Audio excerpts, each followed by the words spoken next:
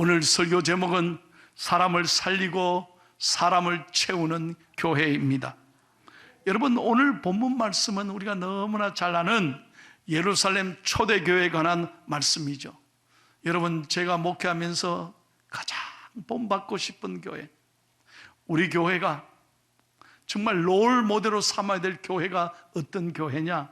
바로 이 초대 예루살렘 교회의 모습이 아닐까 생각하고 늘 저는 새벽마다 기도하는 거예요. 하나님, 우리 포항중앙교회가 이 예루살렘 초대교회처럼 살아있는 교회가 되게 해 주옵소서. 그러면 여러분, 예루살렘 초대교회처럼 살아있는 교회가 되려면 어떻게 해야 되느냐? 첫 번째로 오늘 43절에 보면 세상이 두려워하는 교회가 돼야 된다는 거예요. 여러분, 43절에 이렇게 시작됩니다. 사람마다 두려워하는데, 이 말씀 뭐냐 하면은 그냥 단순한 두려움이 아니에요. 공포가 아니에요. 큰 하나님의 역사로 충격을 받았다는 거예요. 그래서 사람들이 놀랬다는 거예요. 여러분, 성경, 구약 성경 여호수아서 5장 1절에 보면 이런 말씀이 있어요. 요단 서쪽의 아모리 사람의 모든 왕들과 해변의 가나안 사람의 모든 왕들이 여호와께서 요단물을 이스라엘 자손들 앞에서 말리시고 우리를 건너게 하셨음을 듣고 마음이 녹았고 이스라엘 자손들 때문에 정신을 잃었더라. 그러니까 이스라엘 사람들 때문에 그들이 큰 충격을 받고 두려움을 가지게 됐다는 거예요. 무슨 얘기입니까?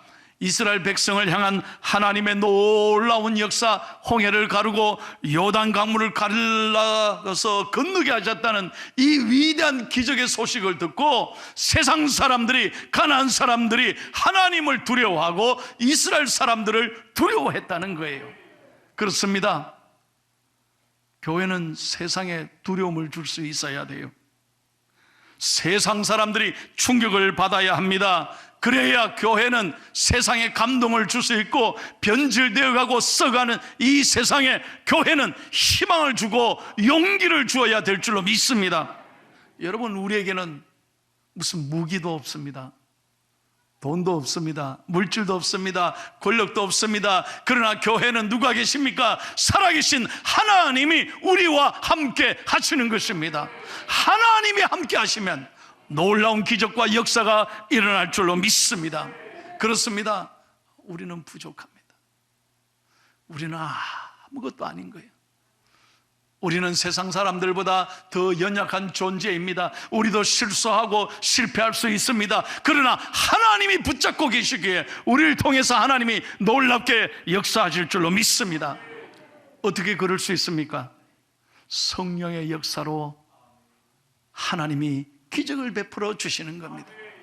여러분, 초대교회가 놀랍게 하나님 앞에 쓰임받을 수 있었던 것은 다른 것이 아닙니다.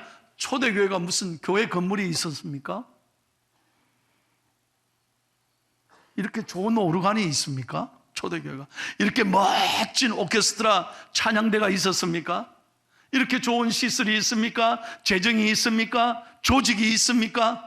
프로그램이 있습니까? 교단이 있습니까? 아닙니다. 그런데 초대교회가 왜 위대한 교회입니까? 초대교회는 성령이 역사하는 교회였다는 거예요. 초대교회 성도들은 배우지도 못했습니다. 가난했습니다. 가진 게 별로 없었습니다. 그러나 그들은 성령님을 사모하고 모일 때마다 열심히 기도하고 하나님 앞에 무릎을 꿇었기에 하나님이 초대교회를 들어서, 여러분, 기독교가 공인이 되고 로마의 박해서부터 그 로마를 하나님께서 완전히 뒤집어 주시고 유럽이 복음화되고 그 유럽에서 믿는 사람들이 미국으로 건너와서 오늘의 미국으로 건설하게 된 것 아니겠습니까? 여러분, 놀라운 거예요. 성령이 역사할 때 하나님이 놀랍게 이끌어 가시는 것입니다. 여러분, 베드로를 잘 알지 않습니까? 예수님의 수제자 베드로가 우리만큼 배웠습니까? 똑똑했습니까? 가진 것이 뭐 있었습니까? 베드로의 직업은 잘 아는 대로 갈릴리 어부입니다. 평생 고기 잡는 사람. 베드로 아무것도 없습니다. 너무나 평범한 사람입니다. 그런데 베드로의 성격도 기가 막힙니다. 얼마나 다혈질이고 직선적이고 얼마나 급하고, 화가 나니까요 칼을 빼서 남의 귀를 자를 정도로 그렇게 성질이 보통이 아니지 않습니까? 항상 남보다 앞서기를 좋아했습니다. 그런 베드로였지만 여러분, 예수님이 십자가에 붙잡히시자 고난을 받으시자 어떻게 했습니까? 예수님 말씀대로 3번씩이나 부인하고 마지막에 저주까지 했지 않습니까? 그러나 여러분, 그런 베드로지만 성령이 역사하고 부활하신 예수님을 만나고 난 다음에 오순절 다락방 사건에서 그가 기도하고 능력을 받았을 때 하나님께서는 베드로를 통해서 위대한 사도 베드로의 역사로 바꾸어 주셨습니다. 성령이 역사하면 어떤 죄인이라도, 어떤 부족한 사람이라도 변화되고 다시 한번 변화되고 새롭게 되고, 그를 통해 하나님께서는 놀라운 일을 하실 줄로 믿습니다. 교회는 그런 의미에서 사람을 살리는 곳이에요. 교회하는 치유의 공동체라는 거예요. 여러분, 세상과 교회가 똑같다면 누가 교회를 두려워하겠습니까? 세상에 없는 것을 교회가 가지고 있어야 됩니다. 여러분, 세상에는 매일 싸웁니다. 여러분 보십시오. 대한민국 끊임없이 싸움질하고 있습니다. 자리 다툼을 합니다. 극과 극으로 나누어 싸우고 있습니다. 가슴이 아픕니다. 그러나 여러분, 교회는 달라야 합니다. 세상은 싸우지만 교회는 사랑해야 하는 것입니다. 마가복음 5장에 보면 12년 동안 혈루증을 앓는 여인이 있었습니다. 여인에게 피가 그치지 않은 건 고통이고 큰 아픔이었습니다. 그래서 이 여인은 모든 재산을 털어서 온갖 효염 있다는 사람들 다 찾아가고 의사를 찾아가고 약을 다 먹어봐도 소용이 없는 거예요. 그래서 매일매일 절망 가운데 살았습니다. 하루하루 포기하고 싶은 심정으로 살았습니다. 그런데 어느 날 자기 동네에 예수님이 지나간다는 거예요. 예수님이 지나간다는 소식을 듣고 여인은 쫓아나갔습니다. 사람들이 많이 모여 있는 거예요. 예수님을 만나고 싶은데 사람들이 많아 예수님을 보지를 못했어요. 어떻게 했습니까? 성경에 보니까 예수님이 되어서 예수님의 옷자락을 잡는 거예요. 예수님의 옷자락을 뒤에서 잡았어요. 옷자락이라도 잡으면 예수님이 좀 나에게 도움을 주시지 않을까? 그런데 여러분, 놀라워요. 성경에 보니 예수님이 얼마나 귀한 말씀을 해줬는지 몰라요. 따라 내 믿음이 너를 구원하였으니 평안히 가라.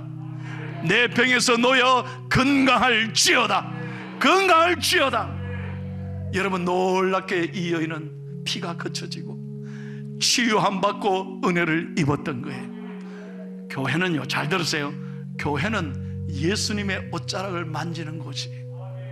여러분, 세상의 눈물과 고통과 아픔과 상처를 가지고 오늘 교회에 나오신 분이 있습니까? 오늘 주님 앞에 옷자락을 만지는 심정으로 주여 나를 불쌍히 여겨주세요. 주님 나를 도와주세요. 그렇게 주님을 만지는 심정으로 말씀 듣고 기도하고 예배드리면 하나님이 역사하실 줄로 믿습니다. 놀랍게 치유될 줄로 믿습니다. 사람은 몰라줘요. 어떤 것으로도 해결할 수 없어요. 그러나 하나님 앞에 나오면 하나님이 만져주시고 여러분의 눈물을 닦아주시고 세상이 줄 수 없는 위로와 평안을 주실 줄로 믿습니다. 두 번째로, 이 초대교회는, 예루살렘 교회는 47절 끝에 보세요. 계속 자라고 성장하는 교회였어요. 여러분, 초대교회는 예수님을 만나니까 인격적인 변화가 있었어요. 그렇죠? 인격적인 변화가 있을 뿐만 아니라 질적인 변화만 있을 뿐만 아니라 양적인 성장도 넘쳤다는 거예요. 왜? 날마다 영혼에 관심이 있었어요. 그래서 수많은 사람에게 복음을 전하는 교회였다는 거예요. 그래서 오늘 마지막 말씀에 날마다 구원받는 숫자가 늘어가니라 그랬어요. 여러분 아셔야 돼요. 확실하게 아셔야 돼요. 교회는 사교, 서로 성도 간에 교제만 하는 교회가 진정한 교회가 아닙니다. 교제하려고 오는 게 아니에요. 교회는 구제하는 기관도 아닙니다. 물론 구제해야 되죠. 그러나 구제하는 기관도 아니에요. 교회는 가르치기만 하는 교회가 아닙니다. 교육도 필요하죠. 그러나 제일 중요한 본질은 뭐냐? 교회는 영혼을 구원하는 교회여야 된다. 이 영혼 사명을 우리가 잃어버리면 안 돼요. 여러분, 저는요 보니까 교회가 영혼 사랑을 잊어버릴 때 교회가 싸우기 시작해요. 잘 보십시오. 영혼 사랑, 전도와 선교의 열정을 잊어버리면 자꾸 안에서부터 갈등이 일어나는, 이게 마귀의 역사인 거예요. 그러나 성령님은 우리 교회가 나누고 베풀고 선교하고 전도하고 한 영혼에 관심을 가질 때 성령님은 우리 교회를 더욱 일으켜 주실 줄로 믿습니다.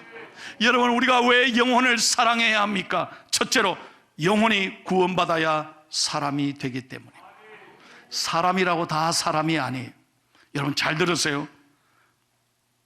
우리에게는 모두 영혼이 있는데 하나는 죽은 영혼이 있고 하나는 산 영혼이 있어요. 여러분, 죽은 영혼은 예수님을 만나지 못하기 때문에 결코 구원받지 못해요. 다 지옥에 갈 수밖에 없는 거예요. 분명하게 얘기합니다. 지옥이 있고 천국이 있습니다. 우리는 예수 믿고 구원받았기 때문에 예수 믿고 구원받은 사람은 오늘 죽어도 천국 영생의 기쁨을 누리게 되는 줄로 믿습니다. 저는 매 주일마다 장례를 치릅니다. 한 주간도 빠지지 않고 저는 장례를 가지 않습니까? 그래서 저는 항상 차 안에 검은 넥타이가 항상 들어가 있어요. 그리고 언제나 까만 양복, 이 까만 양복, 흰 넥타이 항상 준비하고 있어요. 언제 누가 돌아가실지 모르겠어요. 수많은 장례식에 갑니다. 여러분, 갈 때마다 제가 깨닫는 게 있습니다. 인생 아무것도 아니라는 거. 뭘 가지고 갈 수 있어요? 다 놓고 가는 거예요. 우리가 입는 마지막 옷을 수의라고 하잖아요. 제가 늘 말씀드리잖아요. 수의에는 it's no pocket, 주머니가 없어요. 아무것도 못 가져요. 우리가 빈손으로 왔기 때문에 빈손으로 가는 거예요. 뭘 가지고 갈 수 있어요? 여러분, 그때 장례식마다 갈 때마다 저는 깨닫습니다. 만약에 우리가 예수를 알지 못했다면, 이 얼마나 허망한 죽음인가. 다시는 보지 못한다고 생각할 때, 사랑하는 부모님을, 사랑하는 가족을, 사랑하는 자식들을 다시는 못 본다고 생각해 보세요. 얼마나 가슴 아픈 일이에요. 그러나 예수 믿고 구원받으면 우리는 영생의 기쁨을 누리는 줄로 믿습니다. 그래서 여러분의 가족의 영혼을 여러분 소중히 여기고, 영혼을 위해서 늘 기도하고, 다시 한번 늘 기도하고, 오늘 찬송 부른 대로 눈물로 씨를 뿌리면 반드시 기쁨으로 단을 거두게 될 줄로 믿습니다. 여러분, 영혼이 구원받아야 모든 것이 제대로 되기 때문입니다. 마태복음 16장 26절을 한번 다 같이 크게 읽겠습니다. 시작. 사람이 만일 온 천하를 얻고도 제 목숨을 잃으면 무엇이 유익하리요? 사람이 무엇을 주고 제 목숨과 바꾸겠느냐? 여러분, 사람이 온 천하를 얻을 수 있습니까? 어렵습니다. 그러나 여러분, 온 천하를 잃어도 목숨을 잃으면 아무 소용이 없어요. 그러나 한 가지 더, 목숨보다 더 중요한 게 있습니다. 그게 뭐냐? 우리의 영혼입니다. 여러분, 인간의 문제는 곧 영혼의 문제인 것입니다. 영혼이 천하보다 귀한 것입니다. 그래서 여러분, 사랑하는 가족들을 꼭 예수님을 전해서 여러분의 가족들이 예수님을 만나서 영혼이 구원받기를 축복합니다. 저는 절에서 공덕을 들여서 낳은 아들이랍니다. 평생 우리 어머님은 신보살님, 우리 어머님 성이 신씨예요. 어머님 바지는 항상 회색 보살 바지입니다. 어머니는 새벽 부엌 정지에서, 정지하면 다 알죠? 늘 정한수를 떠놓고 새벽마다 비는 어머니였었습니다. 보살이셨습니다. 휴일이 되면 저를 데리고 절에 데리고 다녔습니다. 그런 아들이, 여러분, 제가 교회 나가서 은혜를 받고 목사가 되기로 했으니 집안이 난리가 나지 않겠습니까? 어머니에게 들킬까 봐 여기 우리 한 집사님 앉은 자리가 제 자리에서 평생 그날 이후로 저는 뒤에서 예배 안 드립니다. 그때 이후로 난 늘 앞자리에 그 믿음을 가지려고. 그래서 어머니에게 들키고 얼마나 두드려 맞았는지 모릅니다. 저는 아무것도 없었습니다. 가난한 우리 어머니, 우리 아버지 일찍 돌아가시고 우리 아버지가요 참 재산이 없었어요. 너무 가난했어요. 그래서 저는 아버지에 대한 좀 상처가 있어요. 너무 실망하고 아버지에 대한 아픔이 있어요. 우리 어머니를 너무 고생시켜가지고. 그래서 늘 기도했어요. 그날 이후로 제가 새벽 기도를 안 빠지는 거예요. 하나님, 우리 어머니 좀 살려주세요.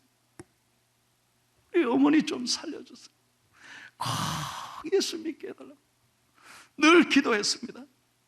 학교 갔다 오다가도 교회 가서 기도했어요. 아무도 없는 교회 예배당에서 혼자 기도했어요. 어머니 예수 믿게 해달라고. 어머니 예수 믿게.